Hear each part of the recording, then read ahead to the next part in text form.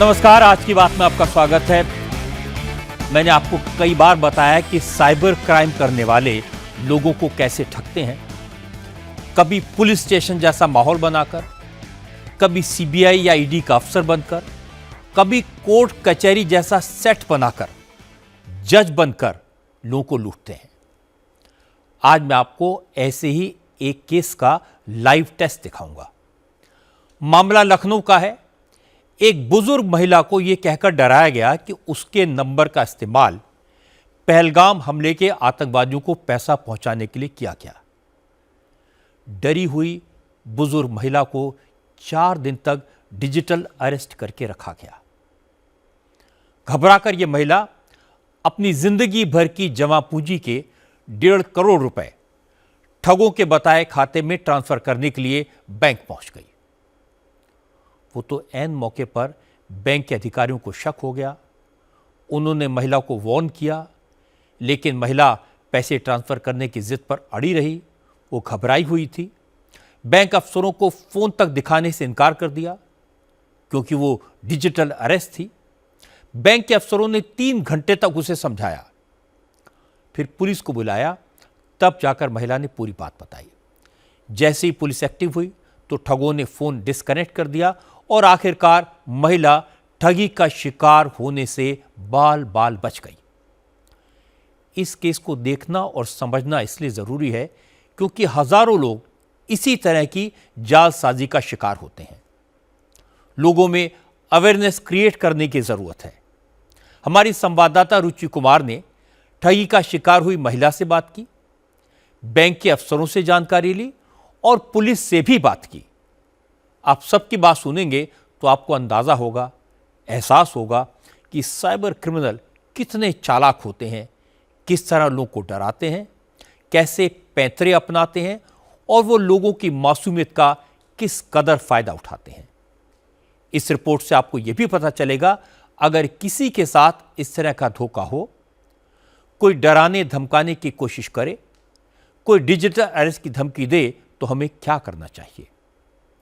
लखनऊ के विकास नगर में रहने वाली उषा शुक्ला के पास अननोन नंबर से फोन आया। कॉल करने वाले शख्स ने खुद को सीबीआई अफसर बताया और कहा कि इस नंबर का इस्तेमाल आतंकवादी घटनाओं में हुआ है। यह सुनकर उषा शुक्ला बुरी तरह घबरा गई।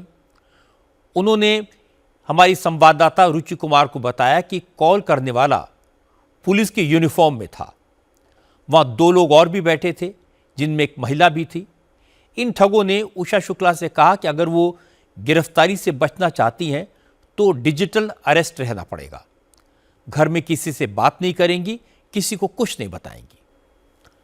अब रुक करते हैं सियासत की खबरों का। आज लोकसभा में विपक्ष के जबरदस्त हंगामे के बीच विकसित भारत जी राम जी बिल पास हो गया। कृषि मंत्री शिवराज सिंह चौहान ने विपक्ष की नारेबाजी और हंगामे के बीच सारे सवालों के जवाब दिए, लेकिन विपक्ष के नेता शिवराज सिंह की बात सुनने को तैयार नहीं थे। वेल में आकर बिल की कॉपी फाड़कर ट्रेजरी बेंचेस की तरफ फेंक रहे थे।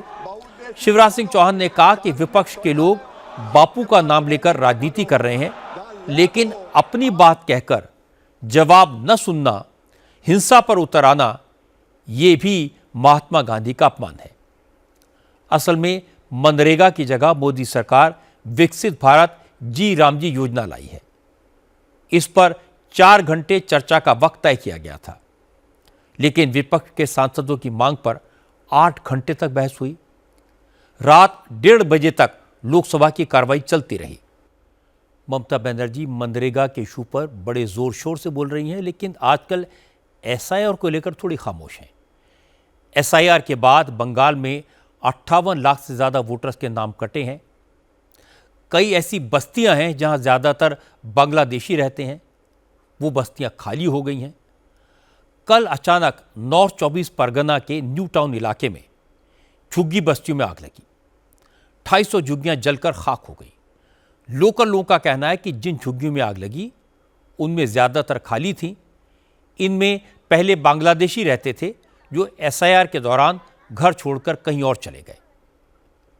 बीजेपी का आरोप है कि आग तृणमूल कांग्रेस के लोगों ने जानबूझकर लगवाई ताकि झुग्गियों में रहने वाले बांग्लादेशियों को भारत का नागरिक बनाया जा सके।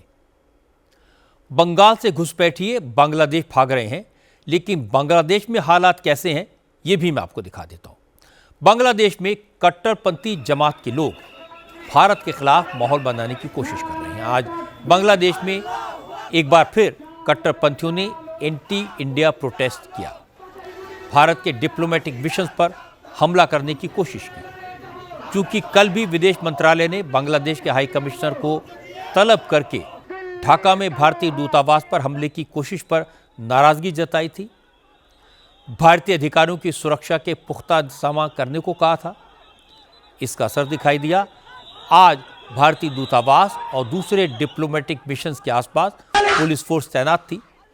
इसलिए आज कट्टरपंथियों ने ढाका के बजाय राजशाही शहर में भारत के असिस्टेंट हाई कमीशन में घुसने की कोशिश की। हालांकि यहां भी भारी तादाद में पुलिस और पैरामिलिट्री के जवान तैनात थे, लेकिन दोपहर में अचानक हजारों लोगों की भीड़ सड़क पर आ गई। अब बात पॉल्यूशन की, जिससे सब लोग परेशान हैं। दिल्ली की हवा आज भी जहरीली बनी रही। दिन भर AQI वेरी पुअर कैटेगरी में रहा। मौसम विभाग ने अगले 24 घंटे में पॉल्यूशन का लेवल और ज्यादा बढ़ने की आशंका जताई है। हालांकि दिल्ली सरकार पॉल्यूशन को कंट्रोल करने की पूरी कोशिश तो कर रही है।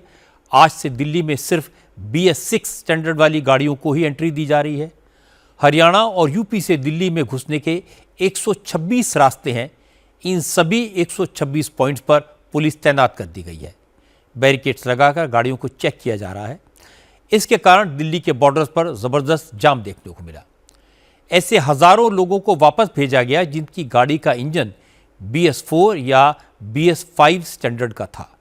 आज पाकिस्तान को इंटरनेशनल इंसल्ट का सामना करना पड़ा। सऊदी अरब, UAE और अजरबैजान ने अपने यहां से करीब 30,000 पाकिस्तानी भिखारियों को पकड़कर वापस पाकिस्तान डिपोर्ट कर दिया।